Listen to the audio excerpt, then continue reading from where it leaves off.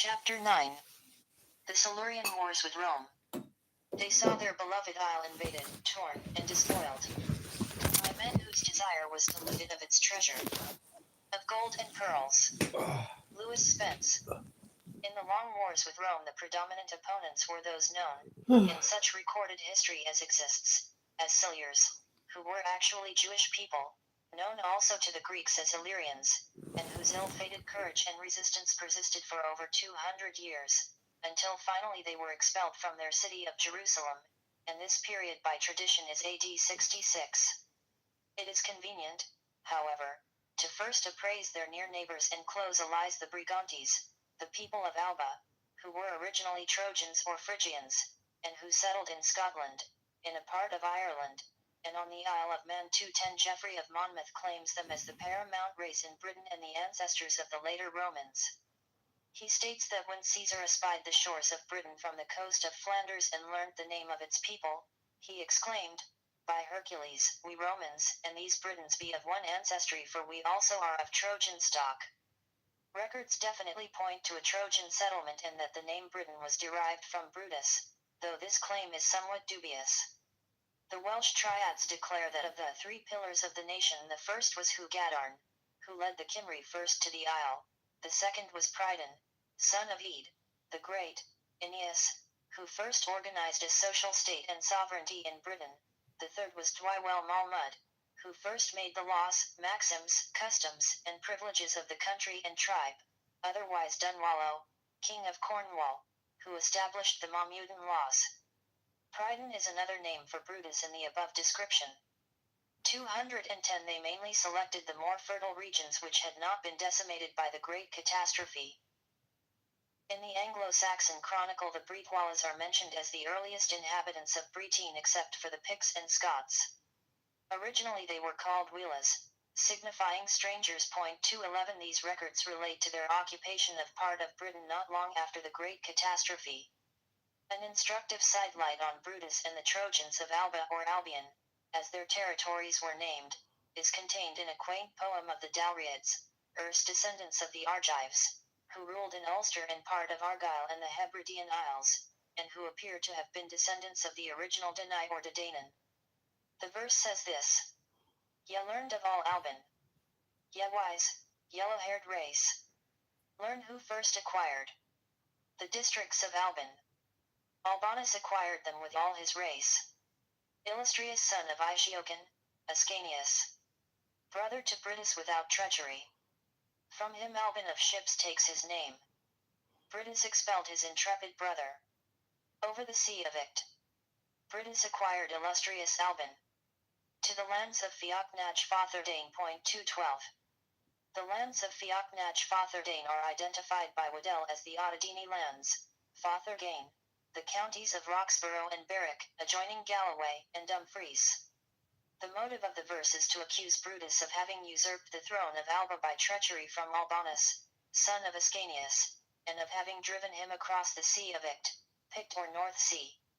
This poem is of additional interest because its writer knows of no other Alba apart from the settlement of the Albanians, who traditionally under the aegis of Ascanius built Alba Longa, and whose descendants far later emigrated and became the founders of Rome. 211 Watmore, Insulae Britannicae. Britain, the key to world history. 212 Waddell, Phoenician origins, etc. It should also be observed that the Roman writers fail to recognize Brutus, the Pridaean of the Triads, but they do agree that Aeneas was the parent of Ascanius, whose son was forced to flee and sacrifice his rights according to the Dalriad recital. Ascanius, in turn, was succeeded at Alba Longa by his son Alba Silvius, accorded the name of Silvius because he was born inside of Silva, the forest. It must be realized from the foregoing that these events occurred not in a Greece in the Mediterranean, but in the region of Perthshire, of Fife, and of Stirling, adjacent to the boundaries of Edinburgh, and that they included as well Lanarkshire, and southwestern Scotland, from the Clyde to the Solway Firth, with the possible exception of Ayrshire. In tiny Clackmannan, which occupies a slice of Fifeshire, stands the ancient town of Alva to this day, adjoining the former vast Caledonian forest, which Hector Boece, the medieval Scots historian, states began in the neighborhood of Stirling, 7 miles from Alva, and stretched to the very north of Caledonia, mostly impenetrable, and the lair of many savage beasts of old times, including the mammoth, lions, immense horned white aurochs, wild boar, elk, and other herds of deer, as well as wolves.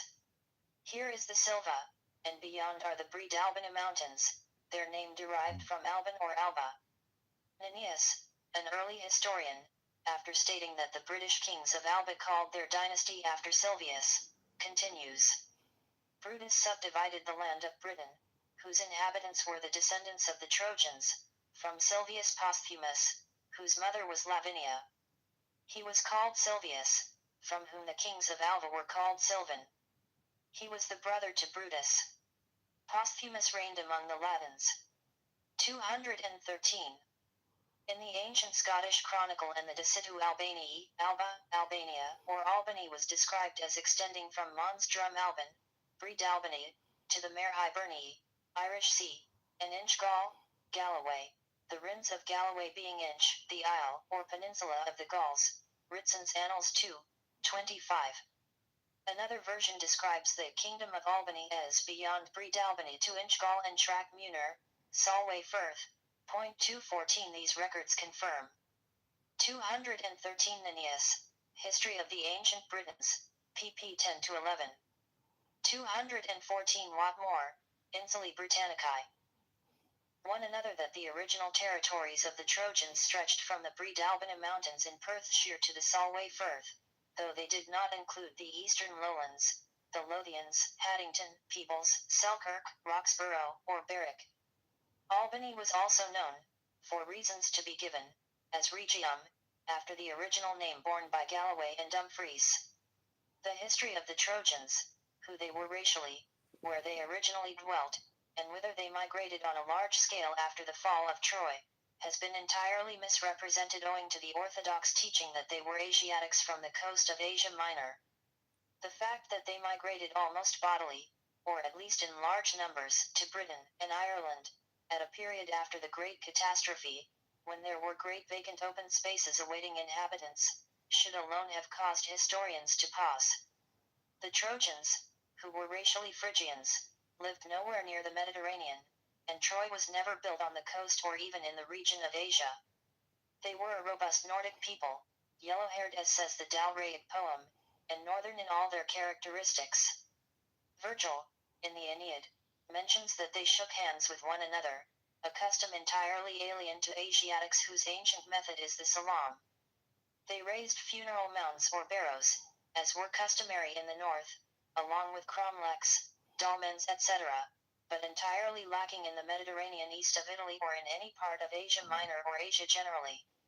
215.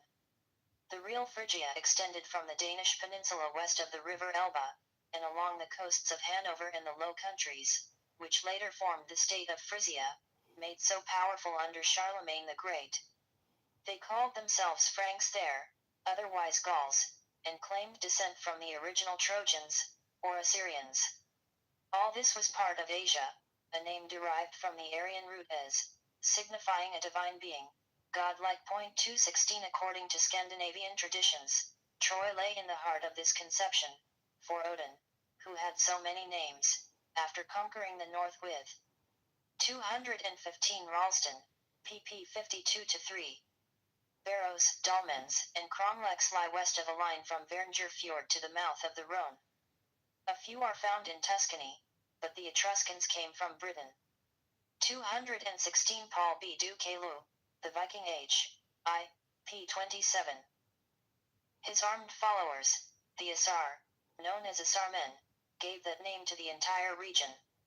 From Asgard, the Scandinavian name for Ur, he appointed rulers, who met on the high plain of Idavil, in the center of the divine city where he erected a temple of gold with 12 thrones. 217 We are told in the Prose Edda that Odin was king of Troy, and according to du Caylus, it was the Troja of the later Edda, built by the sons of Bor, who raised altar and temples on Idavil.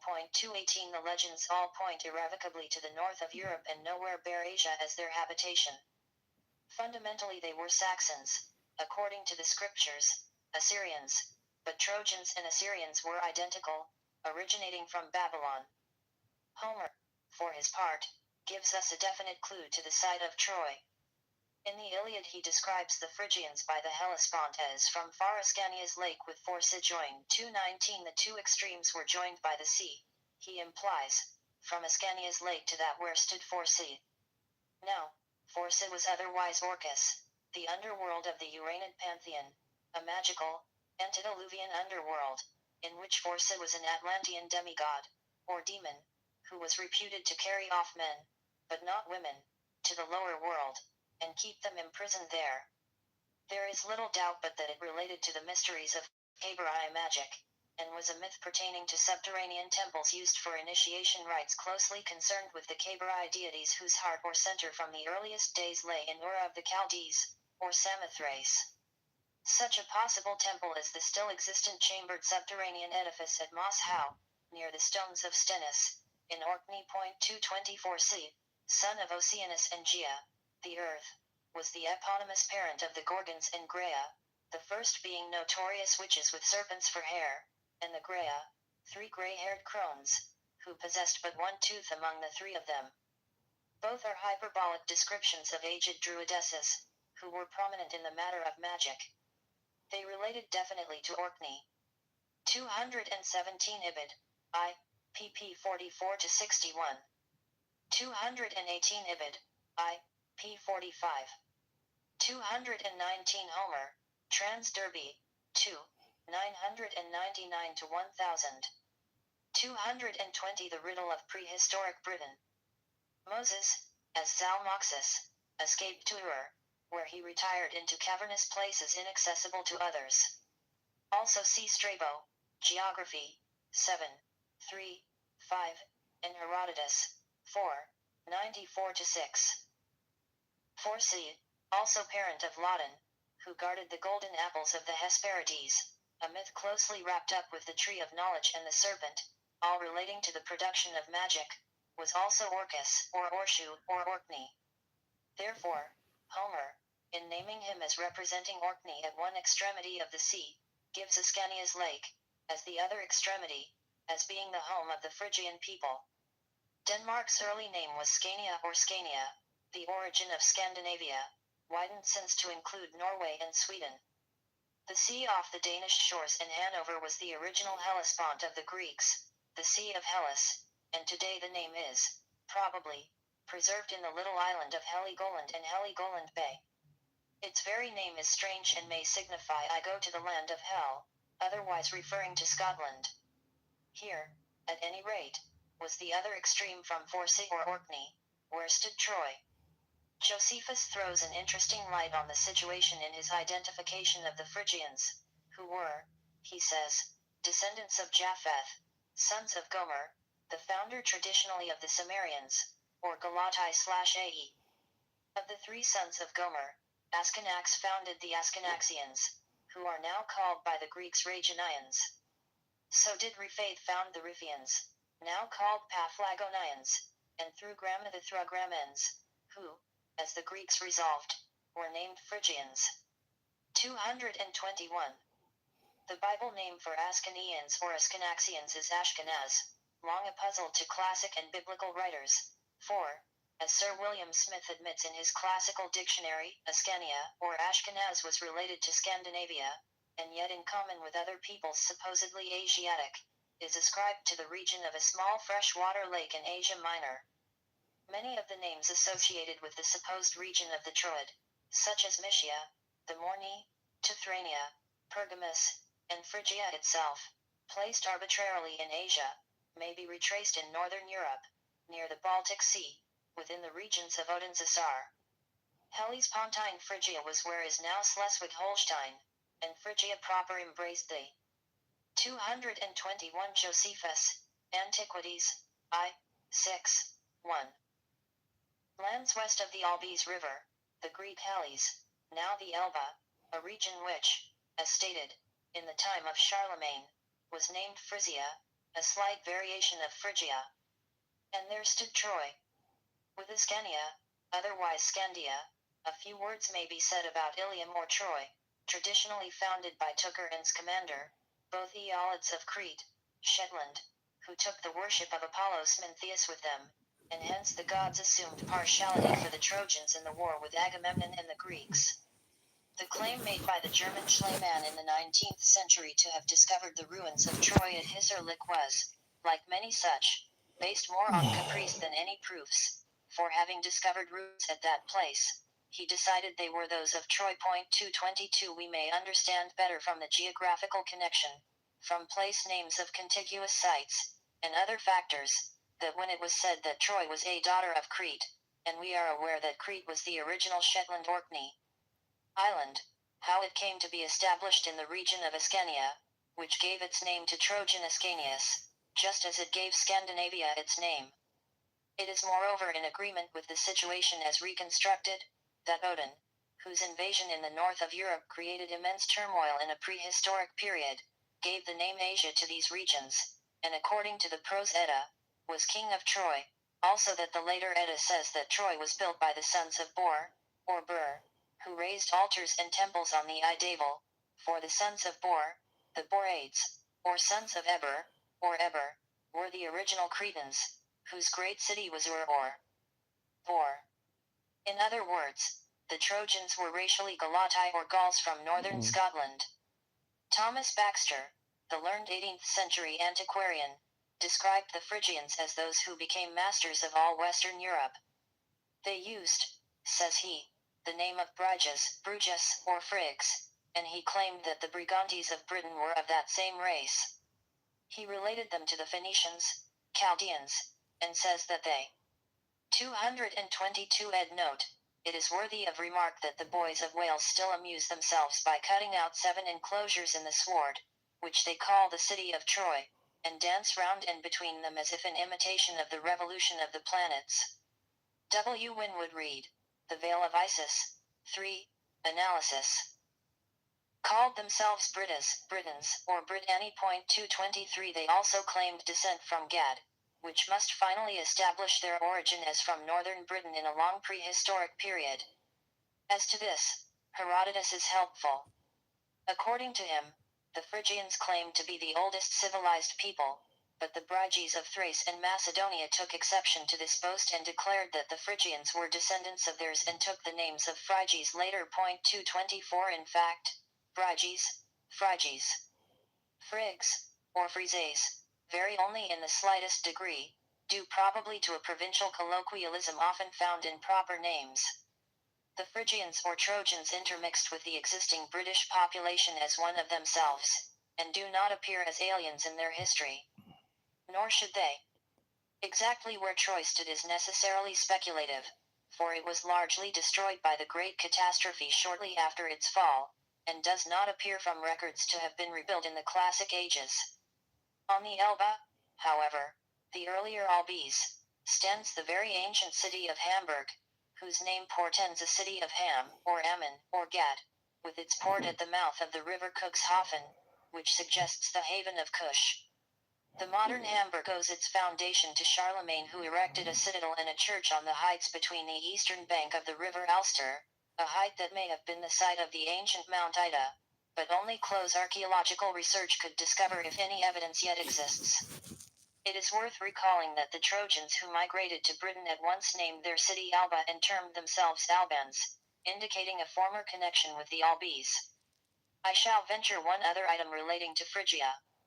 Herodotus relates how some Mysians and Teucrians, named after Teucer, one of the 2 traditional founders of Troy, invaded Hellas from Phrygia and proceeded to the river Pinus and the Ionian Sea after crossing the Bosporus, landing in Thrace. 225 This is quite explicable. They passed through Denmark, crossed by the short passage to Norway, then by boat.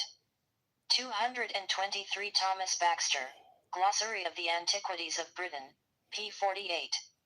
224 Herodotus, 2. 129. 225 Herodotus, 7. 20. Reached a port in Caledonia, where they made their way through the chain of lochs, from Loch Ness, to the mouth of Loch Linhi. In Mysia dwelt the Teucthranes or Teuthranes, descendants of Teucer, described by Caesar as Teuchthani or Teuchthri, both incorrect but identifying the people who were settled, he says. At the confluence of the Mosa, Meuse, and Rhine. 226, the Meuse derived its name from Mysia, a variation of Moses. A city of considerable importance in the city of Mysia was Pergamus, celebrated for its fabrics, arts, and learning. While off the coast lay a number of isles which correspond with the Frisian Isles. Pergamus was a pagan cathedral city, and a university, and was the royal residence of kings. Here Dionysus, Aphrodite, and Aesculapius were all worshipped, and in one of its temples was the throne of Satan. It became an early seat of Christianity, one of the 7 churches of Asia. The Pergamene king Attalus III made the Romans his heirs in 133 BC, and there they planted a colonia in AD 51, which city is now Cologne. Mysia was a widely spread region but not a state. To return to the Trojans in Britain. Although Josephus says that the Ascanians, Ascanax, were called Ragonians by the Greeks, he does not explain why. The reason is that the bulk of them from the river Albis to Bruges, originally in Phrygia, or Frisia, settled in Rhegium, then a part of Grycia Magna, and later named Brutium, after Brutus. Now, this Rhegium was that very same part of Britain as set out by the Dalriads, already described as in the peninsula of Wigtonshire in the western lowlands, called the Rins of Galloway, with Dumfries, Kirkcudbright, and perhaps Ayr as their territories. It obtained the name of Rhegium because it was known as Rheg to the ancient Britons. In the days of King Arthur, Sir Owen, one of his far-famed knights, was the son of Urien, Prince of Rheg, sometimes given the title of King. 227 It seems possible that Brutus himself left Alba or Alba to Silvius Alba and retained the lands of Rhegium from the Clyde to the Solway Firth, the actual Albany, which became later the Kingdom of Strathclyde, and 226 Caesar, Commentaries on the Gallic War, 4:15. Many Roman writers besides Caesar were careless with their spelling of proper names. 227 Mabinogion, trans Lady Charlotte Guest, pp. 353-8. To this day is a royal dukedom. However, as late as AD 496, according to the ancient Scottish Chronicle and the De Situ Albanii, King Fergus Mac reigned from Mons Drum Alban to the Mer Hiberni et Inchgall, Irish Sea and Galloway. Drum Alban lay south of Glen Mork nan Alban, the Great Valley of Alban, the Caledonian line of lochs from Moray Firth mentioned as the farthest limit. Thus the kingdom of Fergus extended over Perthshire, and according to one account, held apart with the tribe Dalriada, cum gentes Dalriada parties Britanniae. The Albians or Albanians appear in the Welsh annals as late as 1085 and 1091, Albanwiv and Albaniate, and Watmore asserts that the native Scots in the former Albanian territories still call it Alba and Alban. 228. There seems to be no shadow of doubt therefore regarding the Trojan settlements in Britain, and the same can be claimed for Ireland, with post-Diluvian migrations to then largely deserted areas. This confirms earlier claims to Britain's great antiquity because, according to the Roman legends, Aeneas and other heroes from Troy went to Epirus. So indeed did they, except that the original Epirus, in Hellas, or Greece, was actually that part of Scotland known now as Perthshire and Fifeshire, for Scotland was the original and true Hellas. 229 In the ancient Greece, the Epirus, meaning the mainland as opposed to the Peloponnese, was a wide region bordered in one direction by Aetolia, now the Athole country, and Thessaly, Argyllshire, while Acarnania and Ambracia were to its southeast, Fife, and beyond Acarnania, the Thesprotis region. Stirling, whose Carron River answers to the Acheron. Adjoining Thesprotis, Illyria began, where stood Jerusalem, now Edinburgh. Let us inquire into this further. The earliest arrivals from Troy, who traditionally settled in Thesprotis, were Pyrrhus, son of Achilles, with Andromache, widow of Hector, whom he took to wife. Pyrrhus having died, she wedded Helenus, the prophet son of Priam, high priest, and king of Troy, slain by Pyrrhus. They settled in the region of Thesprotis, named Chaonia, which, as will be seen, was the very self-same area of Britain which the Britons 228 Watt more, Insulae Britannicae. 229 further details are given in the riddle of prehistoric Britain and Britain, the key to world history. Romans gave the name of Damnia, both names implying a region at one time suffering from chaos by the act of the deity. Helenus, able to divine the sweet will of Phoebus, meaning that he was an astronomer, especially watching the star Sirius, reigned in the city, probably a fort or a castle, which he built and named Buthrotes or New Troy. It was, says Virgil, a miniature Troy, for there, on a height, he erected his pergamos or fortress, like the original on Mount Ida. The Roman poet describes how Aeneas, after his lengthy voyage which seems to have included Ireland and the whole coastline of Britain, eventually entered the Chaonian port and ascended the city of Buthrotes, accompanied by his son Ascanius. In the third book of the Aeneid he says, skirting Epirus coast, Chaonia's port, that Helenus, Priam's son, over Greeks, bore away, succeeding to the throne and bed of Pyrrhus. Pyrrhus dead, part of this realm to Helenus demised, who, Chaonia's plain by title, New Troy, Chaon called, and built him walls, and ramparts on the steep, whose names remind of Pergamus and Troy. In pensive thought, I traced the town, the miniature of Troy, its yellow sunken stream, its fort, surnamed of Pergamus. 230. Chaonia was a fertile country, famed for its oaks and acorns, but it obtained its name because here had occurred fearful destruction from the skies at the time of the great catastrophe, which only the word chaos actually describes. In Chaonia flowed the river Acheron, not the same river as in the western underworld, which rises in Campsie Fells. In classic times the Cirongian mountains lay on the frontier of 230 Virgil, Aeneid, 3, 294, 333-51. Illyria, as the Acheron is the Carron of Stirlingshire.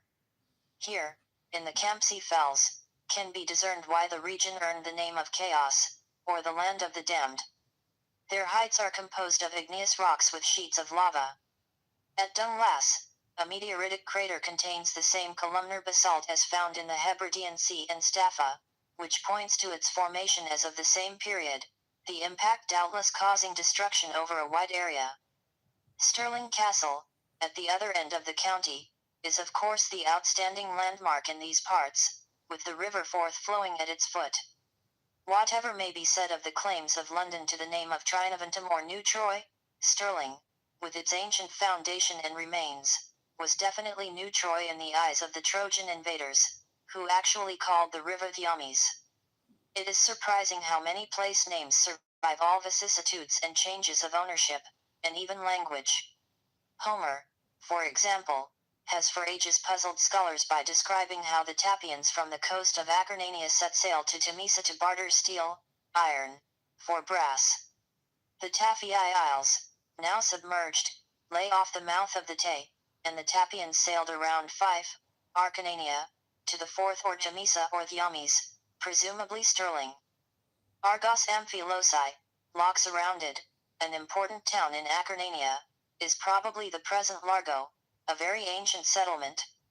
In Thesprotis, or Chaonia, traditionally congregated many survivors of the Trojan War, and from there, also, did Brutus expel his intrepid brother across the Sea of Ict, or Pict, the North Sea, and became by superior power of arms master of the later Albania or Albion from the Breidabane Mountains to the Solway Firth.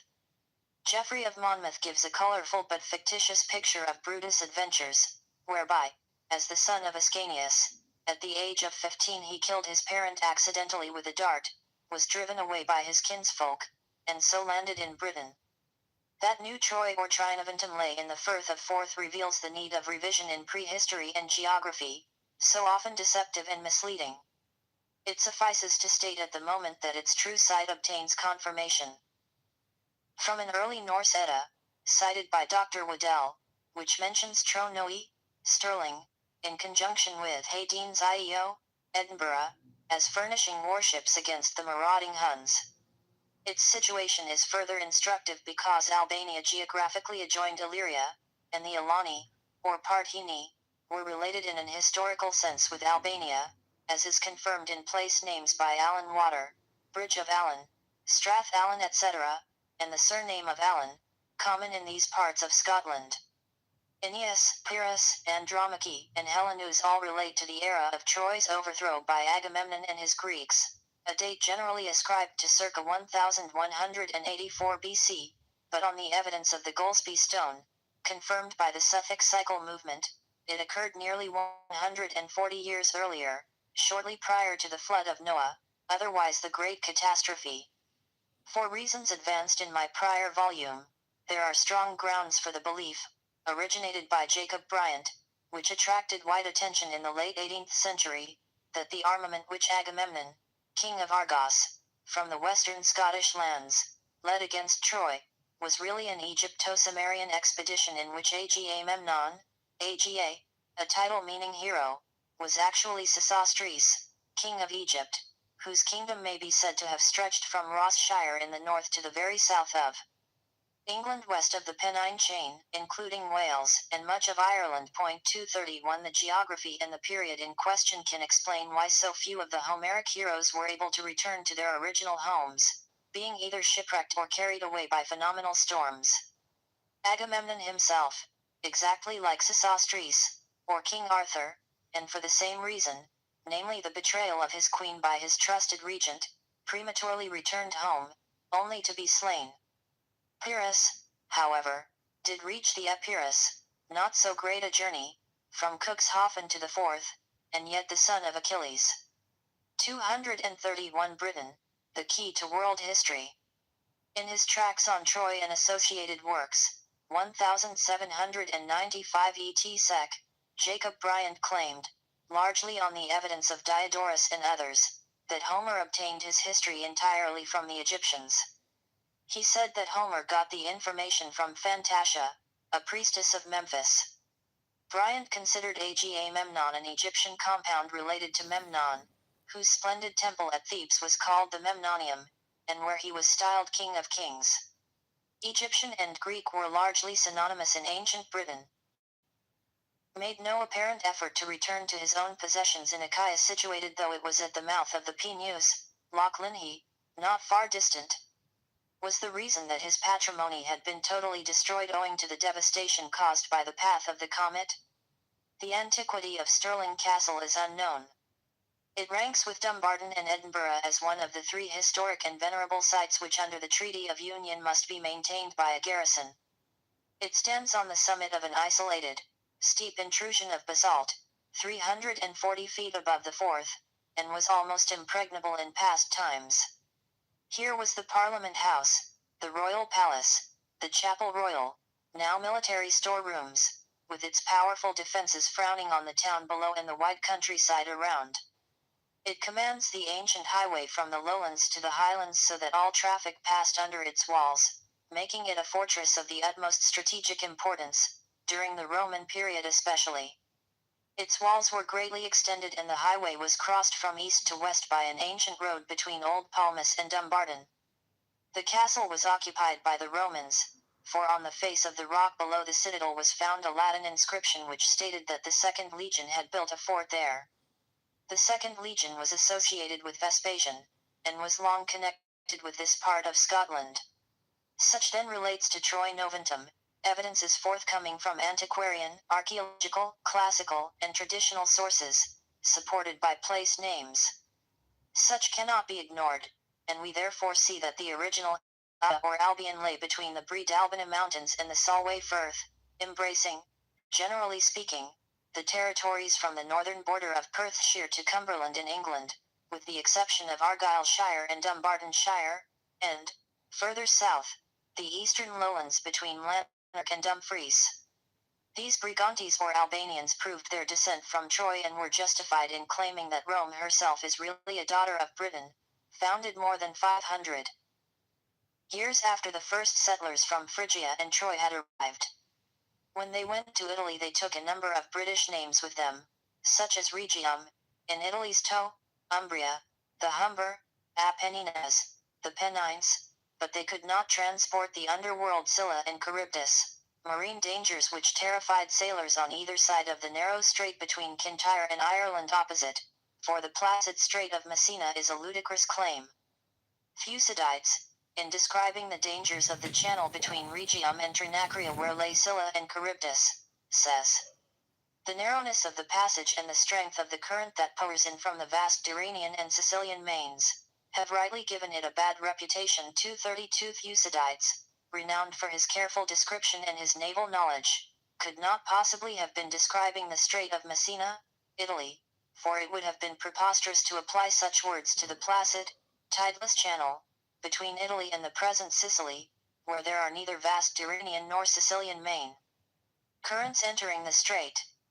Strength of current is entirely foreign to its waters, nor are there any dangerous reefs off either coast to answer to Scylla and Charybdis. The Mediterranean here is practically tideless, and so its waters have augmented and not receded through the centuries, as proved by ancient ruins now partly drowned, and it yet remains placid. The story of Scylla and Charybdis must relate to a totally different region. The explanation is that Rhegium, as shown clearly in this work, was originally Wigtownshire or Galloway in Scotland, and Ireland was originally Sicily, whose earliest inhabitants, as Thucydides says, were Cyclopes, from Orshu, and Laestrygnes, from Norway, on whose islands Minos made war, supposedly because Daedalus fled there from Knossos, but the probable reason was on account of their piratical habits which interfered with the traffic of his ships trading with Gades and other parts in the south.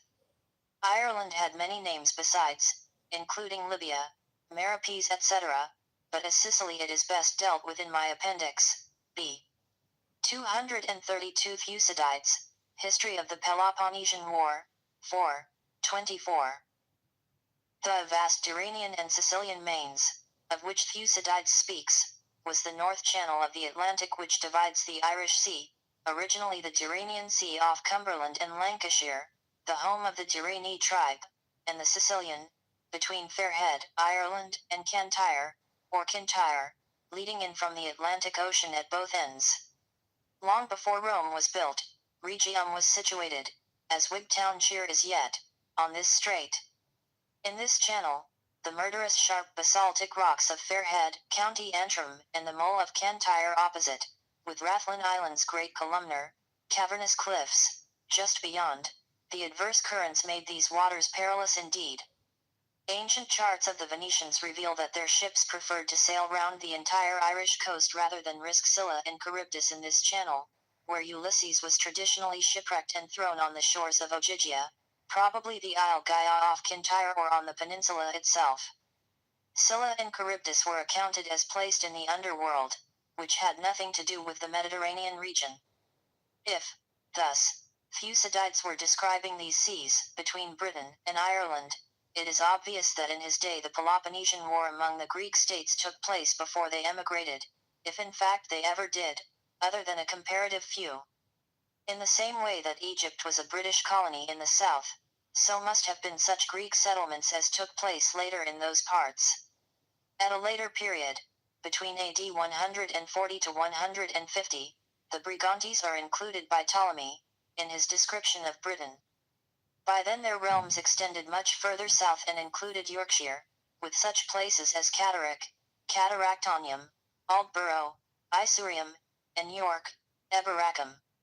It is notable that this change seems to have come about at this period because in 136 the Emperor Hadrian had destroyed Jerusalem and driven the Jews away, thus forcibly ending the Jewish state. Their former territory is merely given the name of Gadini by Ptolemy, and he includes no mention of their capital. Does this mean that the Romans, now on friendly terms with the Brigantes, had allowed them to occupy part of what had been Jewish possessions?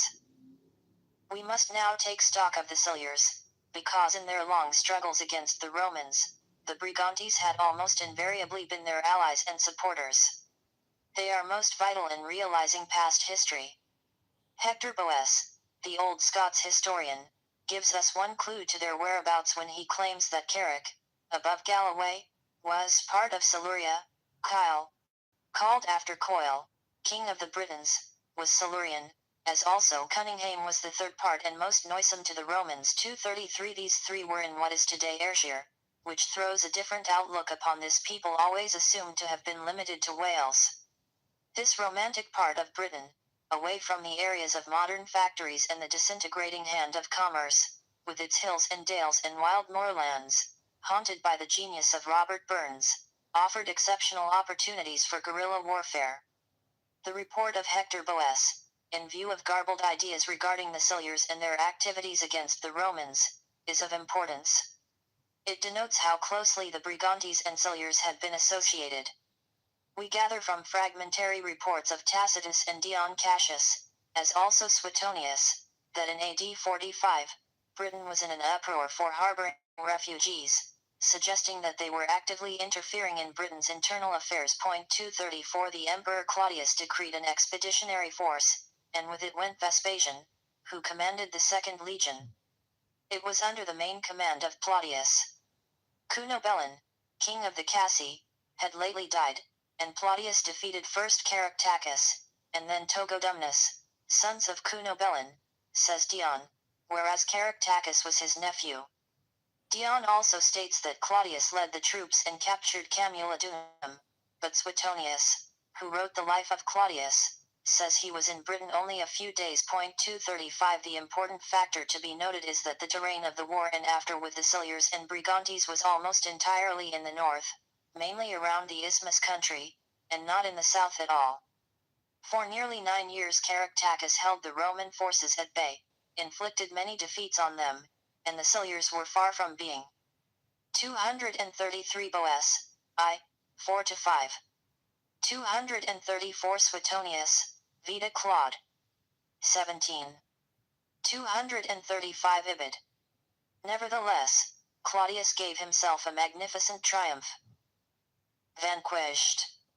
Julius Caesar's earlier invasion appears to have been in the same direction.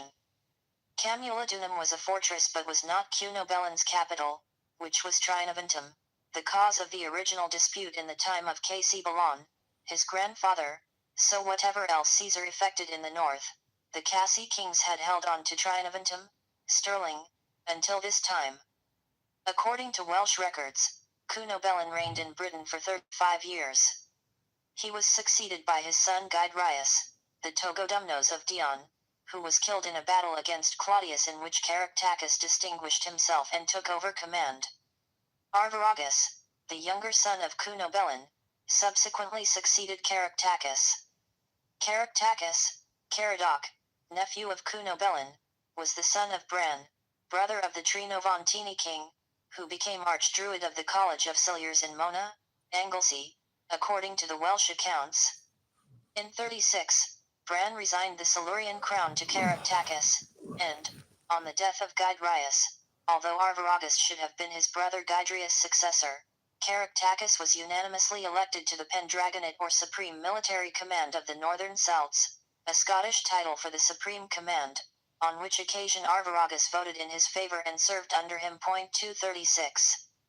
Later, when Caractacus was defeated and taken prisoner in the Ordovices country, Lanarkshire, the Silures elected Arviragus in his stead, and as Tacitus admits, in Britain, after the capture of Caractacus, the Romans were repeatedly put to the rout by the single state of the Silures alone, under the leadership of Arviragus. 237, to whom the poet Spenser pays tribute.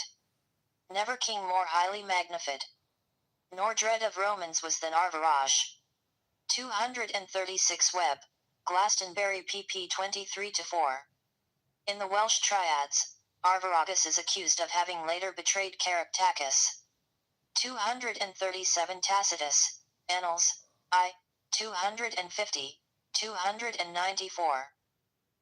The fact that first Caractacus and then Arviragus were given the Pendragonate stamps the northern conduct of his war, for Pendragon was a military title, mentioned in the Book of Iona, and records that Arthur was the son of Pendragon. What was the character of the Claudian invasion? We have evidence of Vespasian in Wiltshire about Stonehenge and in the West Country about Bristol, yet we hear nothing of the northern or eastern parts. What inference may we draw from Seneca, who was the contemporary of Claudius, and who knew something about Britain, for an ancient manuscript in the Bodleian Library of Oxford is said to contain letters between St. Paul and Seneca relating to the apostles' residence in Siluria. I ask what reference, because Seneca wrote these lines. Il Britannos ultra noti. Littera ponti. Et coeria eos scuda brigantos. Der Romulis calla catenis. ISC 238. Truly we must grant poets their license, but unless Seneca implies that Claudius was enslaving the Britons in the north, beyond the shores of the known sea, as well as his reference to the Brigantes in the north, his words are meaningless. Yet Claudius certainly did make such claims, declared that they had conquered the Orkneys and on the strength of it named his son Britannicus. Claudius was succeeded by Ostorius. He had trouble with the Iceni, probably in Lincolnshire or Norfolk, and then marched against the Cangi or Ciangai in North Wales, but when nearly opposite the High Hernian Sea he had to turn northwards to the Brigantes where civil war had broken out. More trouble lay in store. The restless Silures, whom neither harshness nor clemency could soften, as Tacitus observes, were becoming increasingly active and dangerous. 238 He condemned the Britons beyond the known seas and the Brigantes with blue shields to give their necks to Roman fetters. Possibly derived from Seneca's Apocolosyntosis, a satire on the deification of Claudius. It was then that Ostorius, so that he may be the more at liberty to erect forts amongst them, for their repression, that the Roman colony at Camulodunum was formed with army veterans in that part of Britain already conquered, as a check to rebels there, and to keep the allies to their obligations. 239. These are suggestive words, when appreciated. Camulodunum, as will be proved without dispute a little later, lay in the region between the Forth and the Clyde, straddling the isthmus. Note Tacitus' claim that it had already been conquered. By whom and when? It was the region of the rebels, and who were they? The Silures, admittedly, but whom did they represent? Modern writers on this period, completely losing the wood for the trees, seek vainly in the wrong surroundings. Generally Camulodunum is regarded as in Essex, confusing it with Camulodunum in the Antonine Iter, which some say was Colchester and others Saffron Walden. But what interest had the Silures, hailing from the north, in the region of Essex? Others attempt to locate it in Wales or nearby, as at Camerton in Somerset, but that fails completely to fit in with the situation of this tribe who were fighting in the north. Ostorius, as we see, had put this colonia in the care of army veterans, his aims being primarily to control the Silures. As he only accomplished his purpose in 50 AD, in the intervening years these people had been carrying on a successful guerrilla war. The colonia of Camulodunum became in fact the focal point in subsequent warfare. Camulodunum has also been frequently confused with the capital of the Trinovants, because it was not far distant. In view of what has previously been advanced, in which Stirling has been identified with the original Trinovantum, with Camulodunum at Scottish Camelon, near Falkirk, historians have blundered badly in placing them in the region of Essex. For example, Caractacus, finally defeated in a battle against the Romans on Silurian soil, fled to the adjoining territory of the Ordovices, who also adjoined the Brigantes, and whose queen Cartismandua sold him to the enemy. 239 Tacitus, Annals, I, 250, 294. Cartismandua betrays Caractacus. The Ordovices country was the present Lanarkshire, where, according to Ptolemy, they had a fort or town named Branaginium. Ravennas, whose chorographia of British towns was compiled early in the 6th century, places this fort near Magnes with others along the Antonine Wall from the Clyde to the Forth, which confirms the fact that the Ordovices dwelled in that region. Magnes has been identified along the Vallum as Bar Hill, a strong fortress in its day. All these traces take us to the Isthmus region. Caractacus, betrayed thus in the 9th year of the Britannic War, had performed many bold deeds which caused him to become preeminent, not only in his own country, but with the Romans. His long defiance captivated the minds of a people who lived under a stern dictatorship, and Claudius, exhibiting him and his family before the Romans in a triumphal procession, added to his own glory. which proves how greatly interested were the Romans in events affecting Britain. Caractacus stood dignified and unmoved in the tribunal, and in a noble speech claimed to be descended from illustrious ancestors who governed many nations, contrasting the emperor's fortune with his own. He and his family were pardoned and were covered with praises and favors. 240 His daughter Gladys was adopted by Claudius and assumed his family name of Claudia. She later married the young Roman senator Rufus Prudentius, who had large possessions. Christian St. Paul, in his farewell letter to Timothy, sends greetings to Pudens, Linus, and Claudia. Where had they met before, if not in Britain? Ostorius found that the removal of Caractacus did not lessen the activities of the Silures but in fact made them the more determined for revenge under Arviragus. Orders for the construction of forts near Camulodunum were unsuccessful, for the commander of the camp and his legionaries were surrounded and nearly annihilated. The commander and 8 of his centurions as well as a number of other men were lost. The Silures also intercepted 2 auxiliary cohorts and by liberal division of the spoils gained the support of other tribes. As a result, says Tacitus, Ostorius died, weary of these defeats. 241. Aulestidius, who succeeded Ostorius, found the Silures anything but humbled. They overthrew a legion and were displaying great activity, as were also the neighboring Brigantes, and were fighting among themselves. Claudius died in 64, in Didius' second year, and Seneca alludes to a temple dedicated to the emperor in Britain, where the natives worshipped him as a god. 242 This temple was erected at Camulodunum where the Romans tried to enforce their deification of Claudius upon the Silures, and this more than all else drove them into a frenzy of rage and indignation. Meanwhile the Silures held the Romans at bay until 61 when Nero bestowed the governorship upon Suetonius Paulinus. This general first of all prepared to attack Mona, the sacred Druid island well fortified just off the mainland, with many Druidic groves, his object being to overthrow the Druids, who, however, with Druidesses, faced the Roman soldiers. The Druidesses, carrying torches, ran around, we are told, like furies, while the Druids uttered fearful imprecations. 240 Tacitus, Annals, 12, 36-7. 241 Tacitus, Annals, 12, 38. 242 Seneca. La de Mort Claude. The attempt to force the Silures to deify Claudius was the cause of violent rebellion, and raised their hands towards the skies. They were apparently massacred, but whatever the Roman chief's intentions were with regard to Mona, his plans were interrupted by news of the sudden uprising of Boadicea, queen of the Iceni, and her allies. As Tacitus comments, laconically, the Britons had suddenly revolted.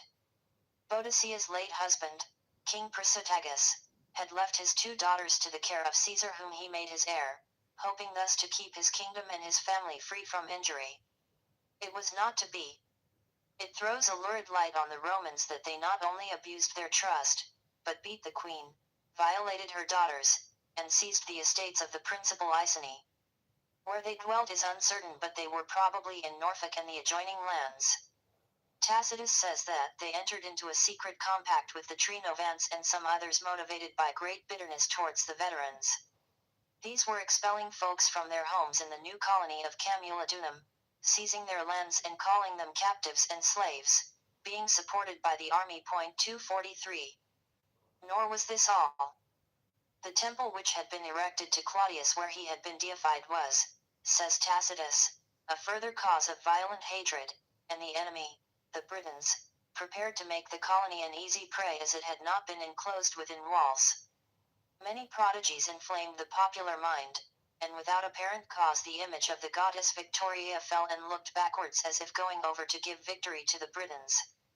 The estuary of the Tamisus reflected the colony overturned. The ocean had a bloody tinge and apparitions of dead men were left behind by the receding tide. The storm burst with unbridled slaughter and destruction of the Romans, where the aged and the women sought refuge in the temple which was carried by assault in 2 days. Pedilius Ceriolus, legate of the 9th Legion, who later was prominent in the siege of Jerusalem, marched to the relief. but was routed with the loss of all his foot soldiers. 244. 243 Tacitus, Annals, 1432. 244 Tacitus, Annals, 1432. All this is interpreted as having taken place in Essex, and it will be noted that the Tamesis is recorded, or supposed to have been recorded, in the Annals. Also Tacitus says that Suetonius hurriedly left Mona and passing boldly through the enemy reached Londinium, but his meager following, as well as news of the defeat of Cerealis, decided him to abandon the town. 245 Though he forced the populace, including women and children, to march with the troops, and those who failed were massacred. The same slaughter, he says, took place at Verulamium. Considerable reservation must be made in regard to the correctness of these two statements. To begin with, if Suetonius were marching towards Camulodunum where the uprising occurred, why should he have marched boldly through the enemy? There is no record of any rebellion in the Midland counties through which he would pass. Secondly, this word Londinium appears to be an interpolation for Trinoventum. Thirdly, while there might have been trouble at Verulamium, there was another and very important Verulamium in Fifeshire, namely the present town of Dunfermline, a most ancient city and former birthplace and capital of early Scottish kings. Fourthly, the word Tamesis was not in the original. Phelps, the well-known historian of Somerset, says that Tamesis is a later interpolation and does not occur in the MS copy in the Bodleian Library at Oxford, nor in three others cited by the Rev. John Skinner, former rector of Camerton, near Bath. 246 Someone had a motive for this dishonest piece of deception, to lead the reader away from the true scent. Further doubt as to the accuracy of the region is aroused by the subsequent account of Tacitus to the effect that when Suetonius, with some 10,000 legionaries, reached the scene of the disturbance and battle, the Britons had brought their wives in wagons to the outskirts of the field of battle to witness the struggle, and that Boadicea, with her daughters, stood in a chariot and harangued each tribe as it arrived. Such an assembly was the custom of the 245 Ibid. 1433. 246 W. Phelps, History and Antiquities of Somerset, I. p. 145. Tacitus adds that Boadicea poisoned herself, but Dion Cassius on the contrary asserts that she collected an army of 230,000, died a natural death, and was honorably interred. Caledonians. That it extended to the south of England is not acceptable, but the injured queen and her daughters might well have been present at this battlefield in the north. The account, which says that the Britons were annihilated and that the Roman losses were only about 400 killed and wounded, is also questionable. 247. Indeed, the defeat could scarcely have been so overwhelming, for Tacitus admits that, with the army placed in winter quarters, preparations were made for continuing the war. 8 cohorts of auxiliaries and 1,000 horse were sent from Germany and 2,000 legionary troops to fill up the losses in the 9th Legion. Moreover, the Britons made no submission, and it was reported to Nero that the end of the war could not be expected until Suetonius was superseded, which after a short inquiry was brought about. 248 These events tend to nullify the supposed overwhelming victory of Suetonius, and a guerrilla war continued on a wide scale until in 69, Vitellius, during his brief imperatorship, sent Vettius Bolanus to replace Suetonius. It is very strange that there appear to be no Roman records of military movements in Britain from 62 until 71, but there are a few sidelights. In 66 Nero sent Vespasian from Rome to pacify the Jews of Jerusalem and Galilee, but in 69 he left Titus to defeat the Jewish rebels, whose raids and aggressions had made them a menace to Roman interests. Vespasian went himself to Alexandria to watch events during Vitellius' imperatorship.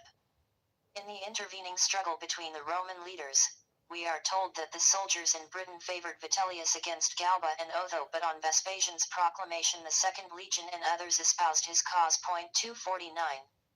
In the year 71, Jerusalem fell to Titus, in 70, we are informed that, with the triumph of Vespasian, the Britons, otherwise the Silures or 247 Tacitus, Annals, 14, 34-7. 248 Ibid, 14:38. 249 Tacitus, Histories, 3:44-70. Jews found their hopes reduced. The Brigantes, for one, caused much trouble, and Petilius Ceriolus, now made propraetor or governor by Vespasian, fought many bloody battles with them. But Pliny, significantly, remarks of this period that nearly 30 years after the Claudian invasion, the Roman army had only extended their knowledge of the Caledoniae and not beyond point 250. In other words, they had not conquered beyond Sterling. An interesting sidelight shed on these events, including the Jews, is contained in the career of Petilius Ceriolus, whom we hear of first in 62, as commanding the 9th Legion, so heavily defeated at Camulodunum. In 66, when Vespasian landed to pacify Jewish unrest, wars, and plundering, Ceriolus served under him as legate of the 5th Legion. In 69, when the Romans began the siege of Jerusalem, Ceriolus was present, and in 70 was entrusted by Titus with the formidable task of storming the Tower Antonia and the Temple. 251. After the fall of that city, Ceriolus was sent for a short time to Batavia, Holland, to defeat the Germans who were troublesome, and in 71 Vespasian made him governor of Britain. 252.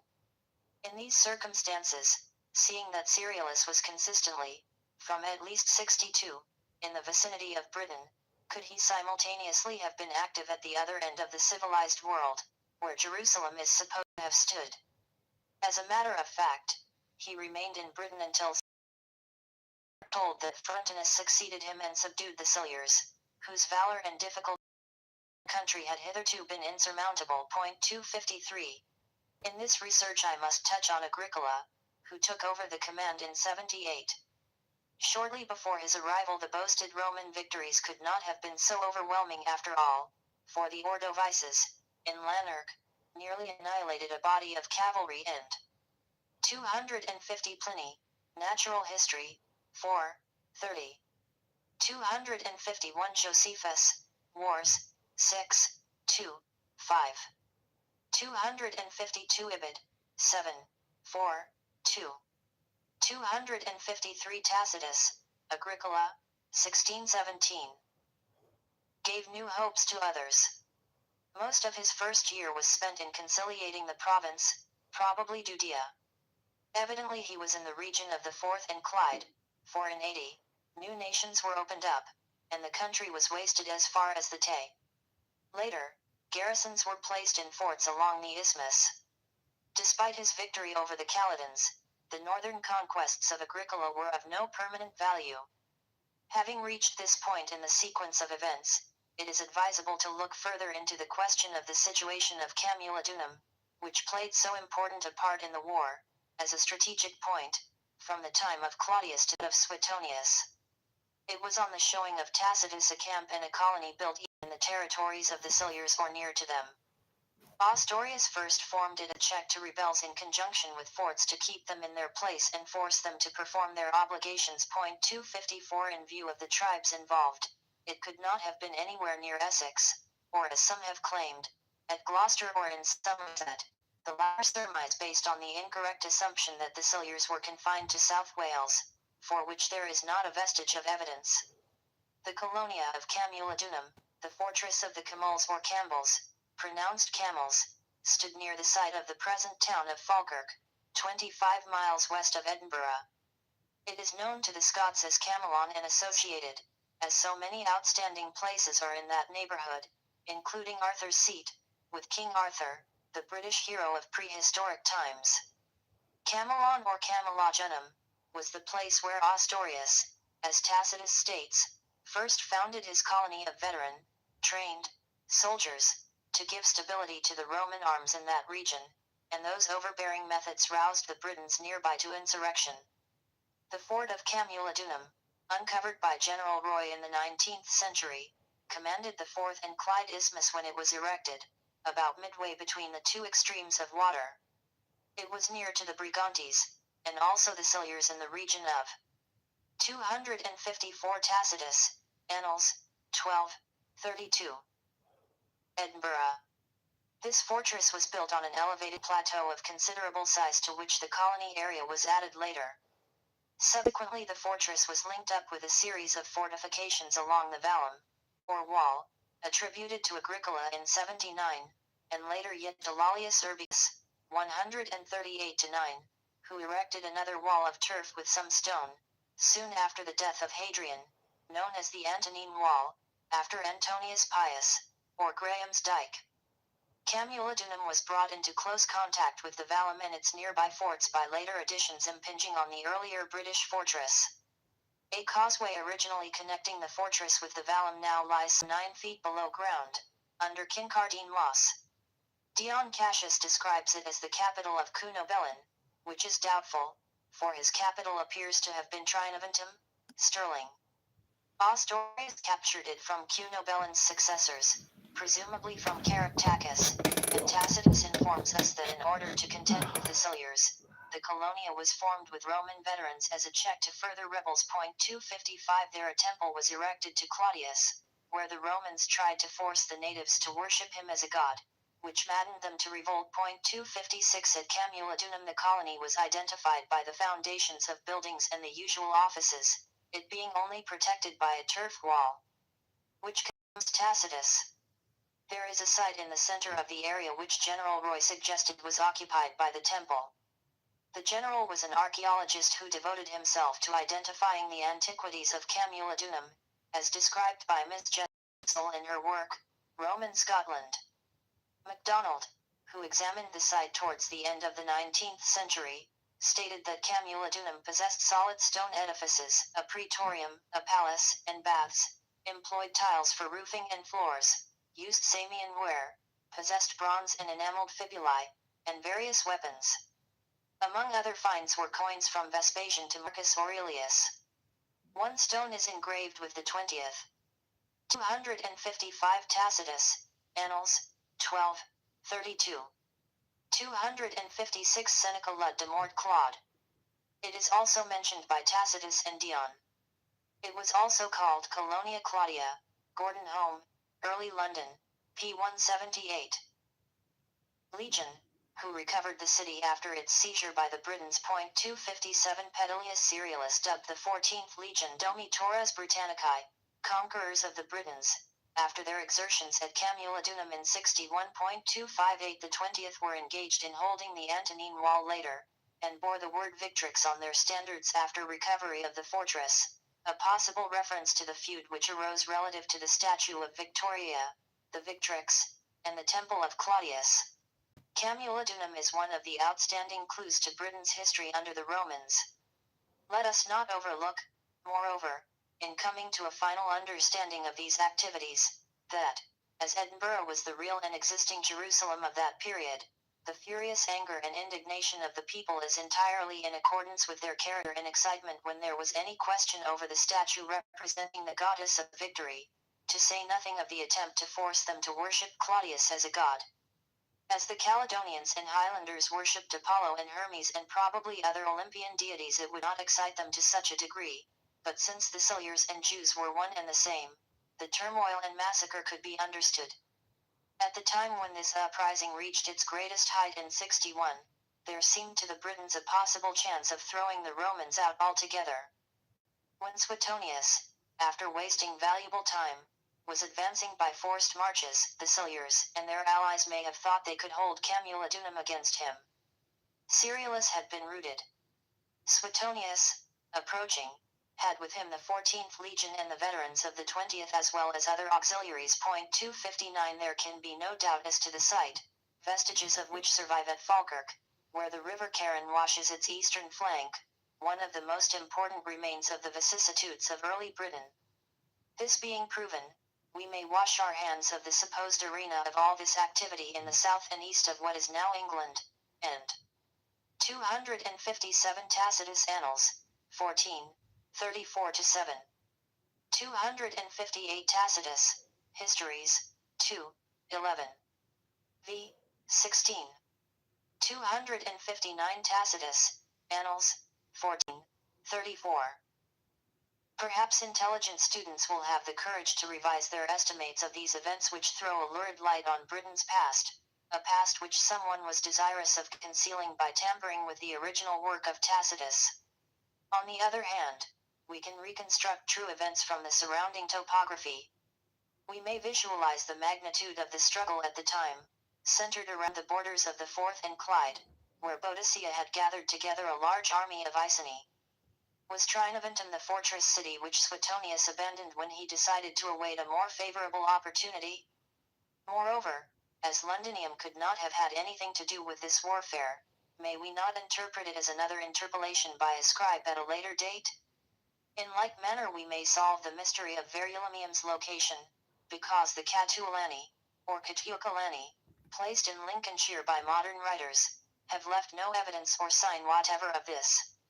On the other hand, we can place them with some confidence in Fifeshire, their neighbours to the south being the Cornubii, where we find the name Abercorn to this day. The Catuolani beyond possessed two towns noted by Ptolemy, Saloni and Eurolanian. 260 we find the Saline Hills and Saline in Fife, and Eurolanian corresponds with the Viramo of Ravennas, the ancient city of Dunfermline, once a Scottish capital. Therefore, on this evidence, the struggle had nothing whatever to do with eastern England except for the Iceni who moved north to ally themselves with the Britons fighting Rome. Having thus identified Camulodunum, I must now to Caerleon, the capital of the Silures, who, as we have seen, were really in the van of the never-ending struggle in the north. The name Caerleon signifies the city of the lion, but the lion was never a symbol of the Welsh. The dragon is the Welsh insignia, likewise the daffodil, but never the lion which was British emblem, as also of Norway. It was the most ancient emblem of the Cassi, Catti, Cad or Gad tribe, and gives an indication of origin we cannot. 260 Watt more, Insulae Britannicae. Eurolamian or Verulamian are merely variations of Verulamium, the one Greek, the other Roman. Ignore point 261. There is also another strong objection to the alleged site of the city of the legions, as it was frequently described, for Caerleon was thus situated in the center of long and continuous uprisings and disturbances which compelled strong military stationed amongst them, hence the reference to legions. This would not apply to Wales on the farther side of the Severn. Indications in fact point to its definite location in the north. The Emperor Severus divided the island into two parts, superior, upper, and inferior, lower, and we learn from Dion that the 2nd and 20th legions were placed in Upper Britain, the 2nd stationed at Caerleon, the 20th at Chester. Canon Rain considers that the boundary line lay between the Humber and the Mersey 260 honored division, for it seems to have been the line of demarcation in the time of Belinus and Brennus. Thus we must seek Caerleon elsewhere than in Wales, and beyond Chester. Thomas Gale, the famous antiquarian of the 17th century, writing of Ermine Street, the Great North Road, and its antiquities, states that the street that leads from London to Caerleon was called Ermine Street, the name being of Mercury, formerly Hermes, the god who was concerned with roads over which he presided. 263 It passed through Catterick, Yorkshire, where was a shrine to the god of the roads, to Corstopatum, Corbridge, on the Tyne, in present-day Northumberland, and, passing over the Tyne wall at the Devil's Causeway, crossed the Cheviots into Roxburghshire, the original Ottadini country. Thence it arrived where Edinburgh now ends. Henry of Huntingdon also states that Ermine Street ran from north to south. 264. 261 with definition, origins, etc. He demonstrates clearly that the Cassi, Catti, or Gad, all variants of the great aboriginal Room race or clan, were the people of the cat, namely the lion, their national emblem. They originated from the Shetland Orkney Isles, in northern Scotland. Moses selected Gad above all the other tribes for his praise in Deuteronomy 33:20, 22. He dwelleth as a lion, and teareth the arm with the crown of the head, indicating the heraldic lion rampant with right forearm upraised. He characterizes Dan and Judah as the lion's whelps, younger branches of the old lion. The Caledonian and Norse use the same emblem as does Shetland. Denmark and Edinburgh answer to the whelps. 262 Reign, York, p. 13. 263 Watmore, Insulae Britannicae. 264 Ibid, p. 148. Thus may we establish where Caerleon really stood. It was the city of the Lion of Judah. It was Jerusalem, a name forbidden after AD 136. It heir 12 of Antonius from Mordun to Uranium, or Uranium, in the Ai country, lists it in and in the same itinerary are such names as Bovium, also Bulium, Buli being the name of an Illyrian town, Gorbanium, Govan, Magnes, Barhill, and Uriconium, the modern Abercorn, north of Edinburgh, all pointing to the one direction in the region of the Roman wall across the isthmus. Isca led to Augusta with August City on the river Esk. The Roman 265 Ravennas also describes it as Isca Augusta, and mentions it in connection with Unno, or Hinnom, the chalky area, identified with Falkirk, from the Greek Alphandon, white. Ravenna's place is Banya, Croy Hill, on the wall, next to Isca Augusta. That these pointed to Era is unmistakable. The deliberate decision of Jerusalem by Hadrian in AD 130 to be borne in mind. We possess a vivid description of 7th century Caerleon by Geraldus Cambrensis, who speaks of its remains and former magnificence. He mentions splendid palaces with golden roofs, its temple ruins, and the ruins of a gigantic tower, probably a reference to He Tower of Antonia, erected by Herod the Great to protect the temple, and thrown down or left collapsed at the foot of the hill of Moriah where it had stood. He mentions a theater, the tower, and aqueducts. The castle, he states, also lay in a ruined condition.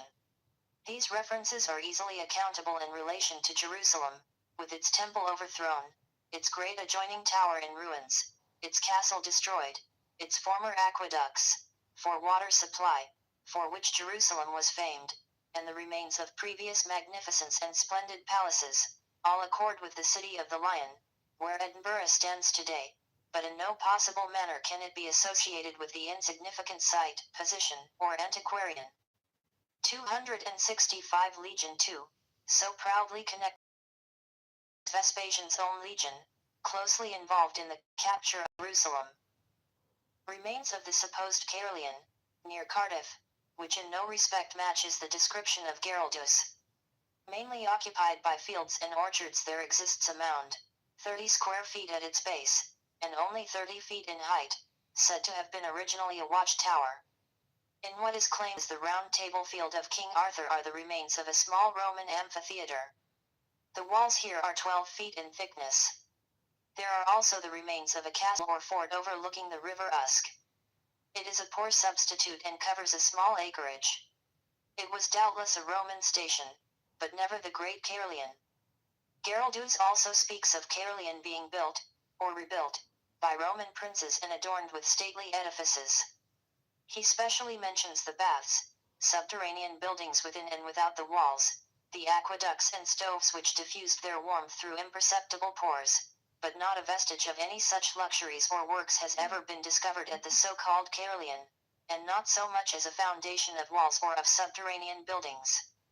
All these remains of a great city, with a large population, as was Jerusalem, and immense wealth which the Romans so greatly envied, apply to Edinburgh but are entirely alien to this small military camp and provincial township in South Wales. What, moreover, of Caerleon's cathedral church and its bishop or archbishop? Here is surely a matter for inquiry.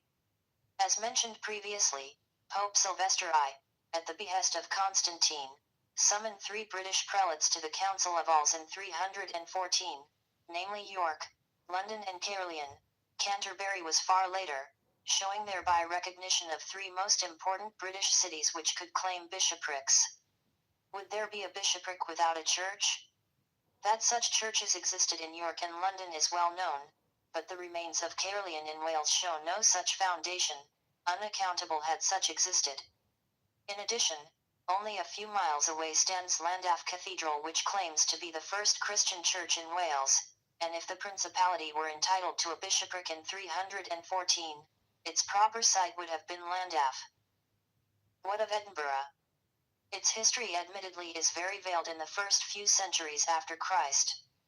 It became Christian evidently before the reign of Constantine, or its bishop would not have been cited to alls.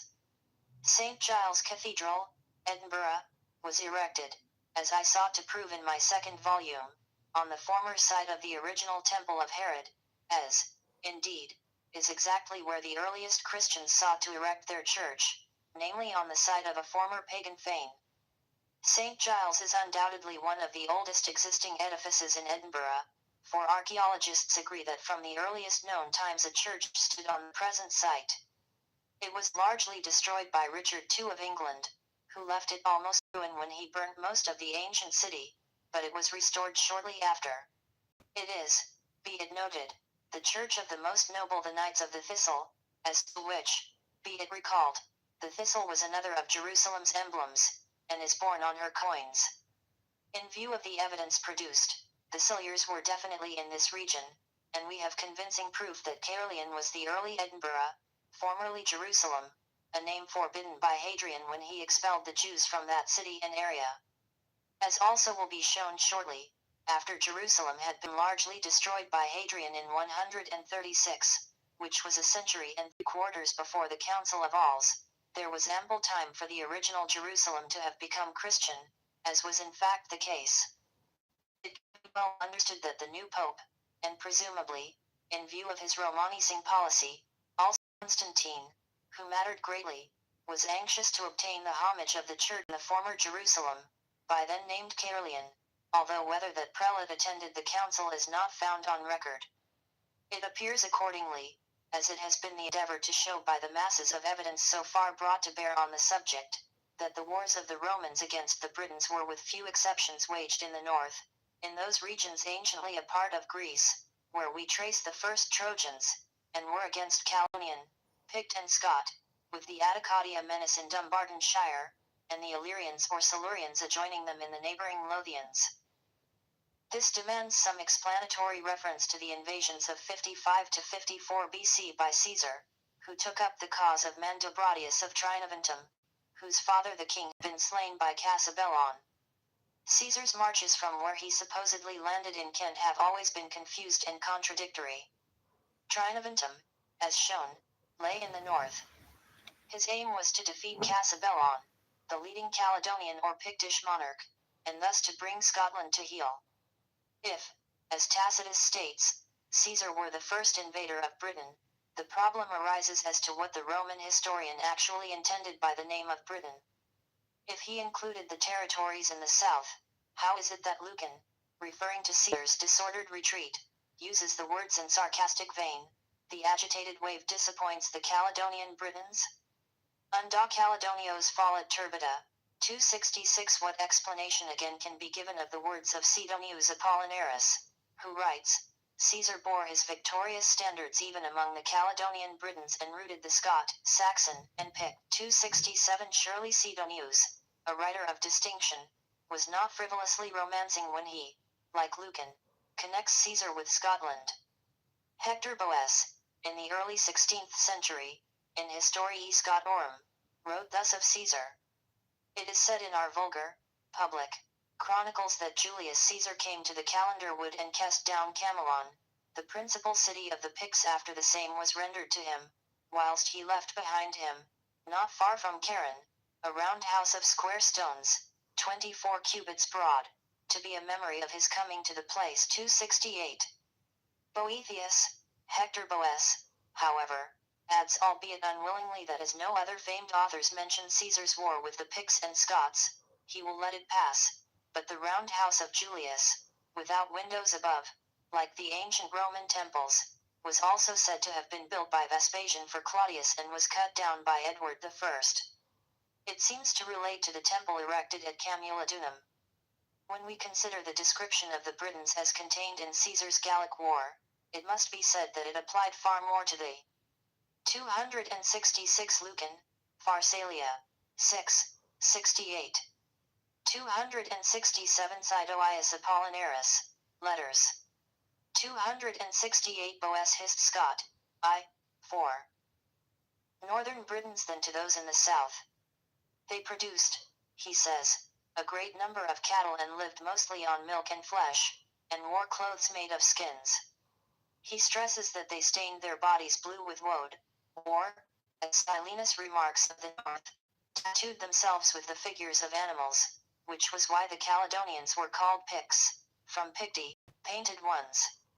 Caesar also expressly mentions that 10 or 12 men shared wives in common, notably a Caledonian custom. 269. Not Caesar alone, but Diodorus, Strabo, Mela, and Silenus, as well as Tacitus, all appear to have had Scotland solely in mind when they mentioned the Britons. Caesar's description of his first landing where high hills ran up to the water's edge scarcely applies to the coast of Kent, mainly flat, where he is supposed to have landed. In his campaign against Cassibellon, with the capture of Trinovantum his main objective, could only have related to the region of Stirling, so important a center if the invader wished to capture those parts. The south had been mastered long before, and this explains how Pompey could have marched through York to Edinburgh, known by their biblical names, without appearing to relate in any way to Britain. As a matter of fact, the Bible, supported by Josephus, regarded as a history, discounting the dogma of the Jewish rabbis which leads most students astray, gives us largely the history of Britain from the earliest times to the period of the Babylonian captivity. Josephus takes us to AD 70. 269 Bel Gal, v. 14. Chapter 10. The True Jerusalem and the False. The Jerusalem of modern times is not the city of the Scriptures.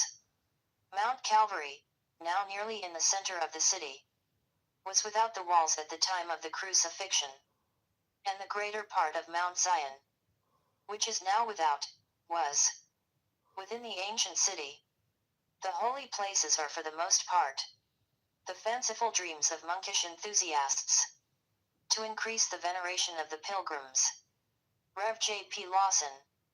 It is a curious fact that after the crushing defeat of the Jews in AD 70 by Titus, as a province under the aegis of Rome, there is little or nothing of outstanding importance to relate of Britain for the next 50 years. It does not signify, however, that in the absence of Roman reports everything was beautifully peaceful.